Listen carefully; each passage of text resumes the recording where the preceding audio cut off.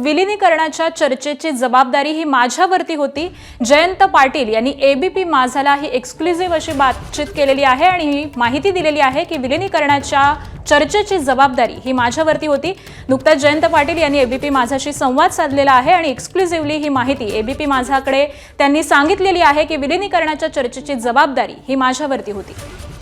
राष्ट्रवादी पक्ष एकत्र करायचा आहे, विलीनीकरण करायचं आहे असा प्रयत्न अजित पवार यांचा होता, असं खुद्द शरद पवार यांनी देखील सांगितलं। यामध्ये अगदी चर्चेच्या केंद्रस्थानी अजित पवारांसोबत होते जयंत पाटील। आपल्यासोबत जयंत पाटील साहेब आहेत। ज्या पद्धतीची वक्तव्य शरद पवार साहेबांनी केलेलं आहे त्यामध्ये 12 तारखेला हा निर्णय ठरला होता, त्यामध्ये तुम्ही चर्चेच्या केंद्रस्थानी अजितदादांच्या होता, तुमच्या बैठकाही झाल्या होत्या, हे तुम्ही खाजगीमध्ये मान्य केलं।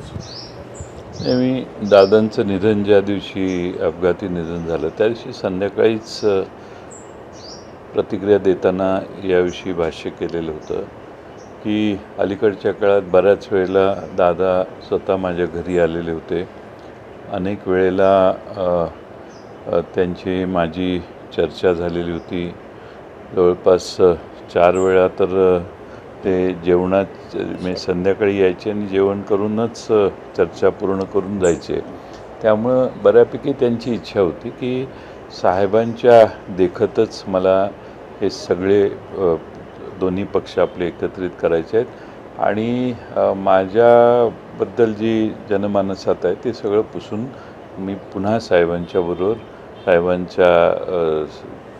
पक्षाबरोबर एकत्रित यायला तयार आहे आणि त्यांचा आग्रह होता। त्यामुळं एकदा नाही जवळपास 8-10 वेळा माझ्याकडं त्यांच्या बैठका झाल्या आणि बैठकीचं ठिकाण माझं घरच होतं आणि माझ्याकडं येऊन बऱ्याच वेळेला पहिल्या 2-4 बैठका तर त्यांनी त्यांच्या भावना व्यक्त करण्यातच खर्च झाल्या आणि त्यांचा प्रचंड साहेबांच्याबद्दल आदर होता। साहेबांच्या बरोबर जे झालं ते सगळं विसरू आपण आणि मागच्या 2-2.5 वर्षाचा कालखंड मागं टाकून आपण सगळे एक होऊ आणि महाराष्ट्रात राष्ट्रवादी काँग्रेस पुन्हा एकसंघ करू, ही त्यांची अंतिम आणि फार तीव्र अशी आग्रहाची भूमिका होती। 12 फेब्रुवारीचं तसं काही मोठं ते शेवटी 16 तारखेला रात्री माझ्या घरी आमच्या पक्षातल्या काही प्रमुखांची आणि त्यांची बैठक झाली। त्याच्या आधी अमोल कोल्हेजी किंवा हर्षवर्धन पाटील यांना घेऊन एकदा आमचे पक्षाच्या अध्यक्षांची 2 वेळा बैठकीत ते सहभागी होते। त्यापूर्वी 16ला सगळेच आम्ही एकत्रित जमलो आणि त्या दिवशी ठरलं की आपण जिल्हा परिषदेच्या निवडणुका आघाडीत लढवू आणि आघाडीत लढवल्यानंतर आम्ही त्याच्यात जिल्हा परिषदेचे निकाल लागल्यावर 7ला निकाल लागतील, त्यांचं म्हणणं 8लाच करू। तर म्हटलं 8ला मी दिल्लीला एका लग्नाच्या निमित्तानं आहे, 8-9ला नको, मग किती तुम्ही? तर त्यांनी सांगितलं जयंत पाटील ठरवतील ती तारीख मंजूर आहे।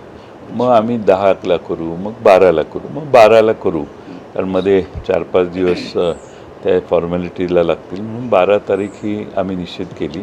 दुसऱ्या दिवशी पहाटे उठून आम्ही त्यातही योगायोग असा की आम्ही सगळे इतके होतो की आम्ही सहज गमतीनं म्हटलं दादा विमानानेच उद्या सकाळी पवारसाहेबांना भेटायला बारामतीत जाऊ। आम्ही ज्याला फोन केला त्याने सांगितलं नाही ती धावपट्टी लहान आहे, माझं विमान काय तिकडे उतरणार नाही।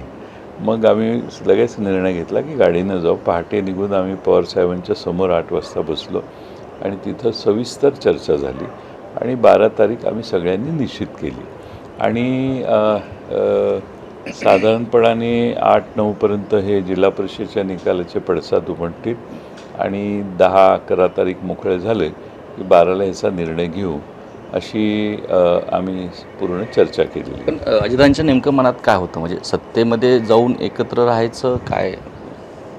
नाही, आधी दोन्ही पक्ष एकत्रित करायचे याच्याबद्दल त्यांचा आग्रह होता। आता त्याचे बरेच तपशील आहेत, त्यामुळे ते आता इतक्या छोट्या काळात मी कधीतरी मोकळ्या वेळी त्याचाही खुलासा मी करेन, पण फारच सविस्तर आणि अनेक वेळा त्याची चर्चा आमच्या सगळ्या बरोबर झाली. सुप्रियाताई त्यात काही वेळा उपस्थित ठेवायचा मी प्रयत्न केलेला होता. त्यामुळं बऱ्यापैकी चर्चा पुढं गेलेली होती. अजितदादांच्या माती सावरण्याचं त्यांनी मला हेही सांगितलेलं की त्यांनी प्रफुल्ल पटेल, सुनील तटकरे, एबीपी माझा, उघडा डोळे बघा नीट.